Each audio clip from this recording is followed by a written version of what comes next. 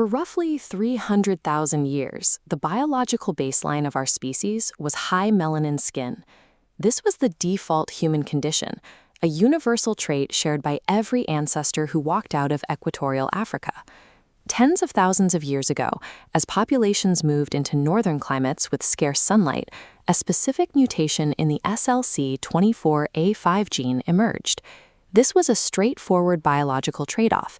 Less melanin allowed for more vitamin D synthesis in low UV environments. It provided a survival advantage in the cold, but offered no change in cognitive capacity or moral character. This biological reality makes the shift in Western thought over the last few centuries particularly striking. Scientific literature began to portray light skin as the standard by which all other human development should be measured. This narrative was a deliberate construction. By positioning a recent environmental mutation as a sign of inherent superiority, specific institutions built a framework that justified a global system of dominance. To maintain this framework, these institutions followed a methodical strategy designed to overwrite the biological record and replace history with a manufactured state of amnesia. In 1735, the Swedish botanist Carl Linnaeus took the first step toward formalizing this hierarchy. Using the same tools he used to classify plants, he split the human species into arbitrary racial varieties. Linnaeus moved beyond biology by assigning behavioral traits to these boxes. He claimed that while Europeans were governed by laws, Africans were governed primarily by impulse, a claim that had no scientific basis, yet appeared authoritative inside his taxonomic system. By 1795, the German anthropologist Johann Blumenbach refined the structure. He coined the term Caucasian and placed this category at the center of human development.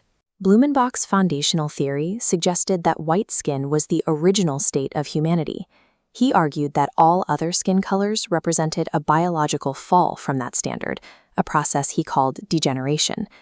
These classifications dressed a social and political hierarchy in the language of objective science, making it appear as though the divisions were a part of the natural world.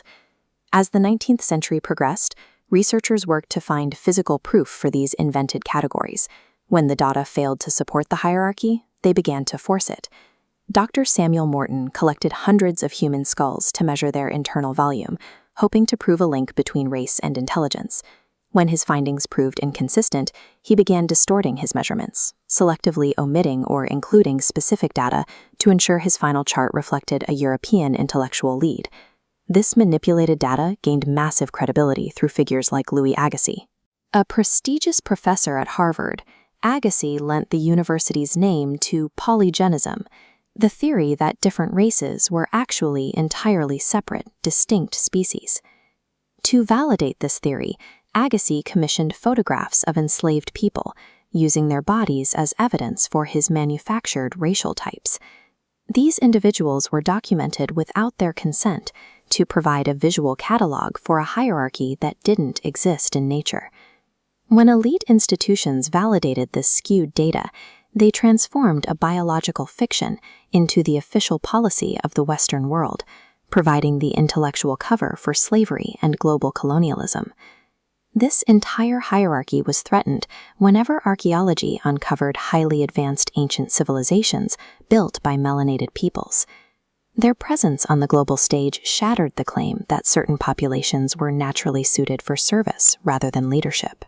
To protect the narrative, a new mechanism was deployed: the systematic renaming of these populations. By reclassifying these builders under new, racially ambiguous terms, later scholars could effectively detach their achievements from their African origins. Consider the case of the people often called the Hyksos. Archaeological records at Tel el-Daba show a melanated Canaanite Hamitic population who introduced advanced chariot technology and preserved Egypt's medical texts. Yet following their expulsion, they were erased from the official Egyptian king lists and rebranded in history books as a band of savage foreign invaders. Similarly, when Black African rulers governed medieval Europe and built architectural wonders like the Alhambra, their identity was slowly scrubbed through reclassification. By labeling them simply as Moors, a term that was gradually shifted to mean Arab or Berber in modern textbooks, the African contribution to Europe's Renaissance was made invisible. This pattern extends eastward into the ruins of Elam in southwest Iran. The Elamites built one of the oldest civilizations on Earth, yet today their descendants are often treated as historical anomalies. Today, dark-skinned populations in southern Iran are often told their skin color is merely a product of the hot sun.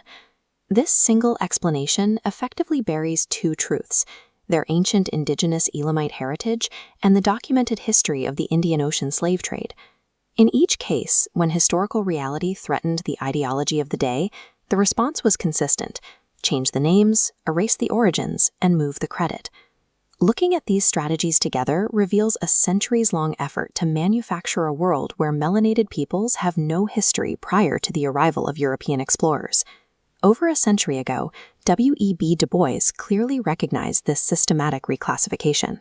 He documented how millions of African peoples were characteristically transferred to other racial categories in academic literature the moment they produced something extraordinary.